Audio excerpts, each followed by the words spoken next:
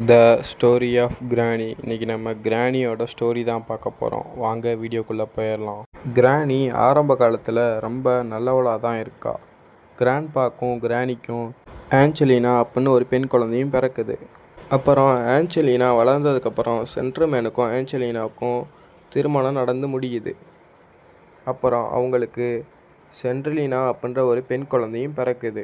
ஆனால் ஆஞ்சலினாவும் சென்ட்ரமேனும் பில்லி சூனியத்தை வணங்க ஆரம்பிக்கிறாங்க. அதனால் அவங்க மனித தன்மையை இழந்து அரக்கர்களாக மாறுறாங்க.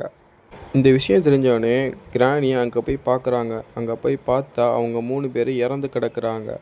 அதை பார்த்த கிராணி மன உளைச்சலுக்கு ஆளாகிறாங்க. அதனால் கிராணி தனியாக போய் ஒரு வீட்டில் சைத்தானை வழிபட தொடங்குறாங்க.